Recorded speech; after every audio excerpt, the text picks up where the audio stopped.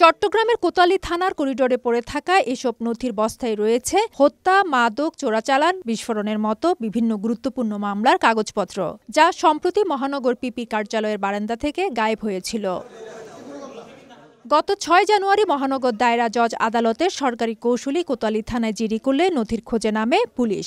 এই সময় আদালতের সিসিটিভি ফুটেজ বিশ্লেষণ করে আদালত চত্বরেরই চায়ের দোকানদার রাসেলকে শনাক্ত করা হয়। তথ্য প্রযুক্তির সহায়তায় নগরের বাকলিয়া এলাকা থেকে গ্রেফতার করা হয় তাকে।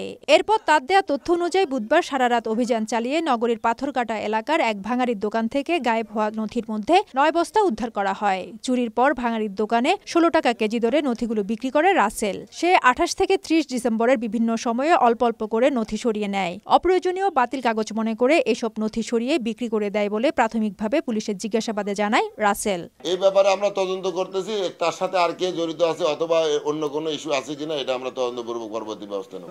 এদিকে আদালতের সব জায়গায় সিসি ক্যামেরা লাগানো সহ নিরাপত্তা বাড়ানোর দাবি পিপি সহ আইনজীবীদের। পুরো আদালত এলাকা, বিচারিক এলাকা সবটাই আপনার ইম্পর্টেন্ট জায়গা এবং সবগুলোকে নিরাপত্তার সুব্যবস্থা করা হোক। সব জায়গাতে সিসি ক্যামেরা লাগানো হোক, যাতে ভবিষ্যতে আর এই ধরনের কোনো ঘটনা ঘটতে না পারে। সেই জন্য আমি মিটিংয়ে আমি বলেছি, দাগি আসামির কোনো গুরুত্বপূর্ণ রেকর্ড এখানে থাকতেই পারতো। উনি যদি এটা সরিয়ে ফেলতো তাহলে দায়ভার কে নিত?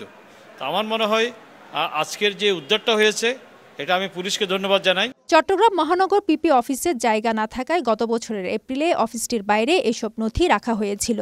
আদালতের অবকাশকালীন সময়ের মধ্যে গত ১৩ ডিসেম্বর থেকে ৩১ ডিসেম্বরের মধ্যে যা উধাও হয়। ফেরদৌস লিপি, সময় সংবাদ, চট্টগ্রাম।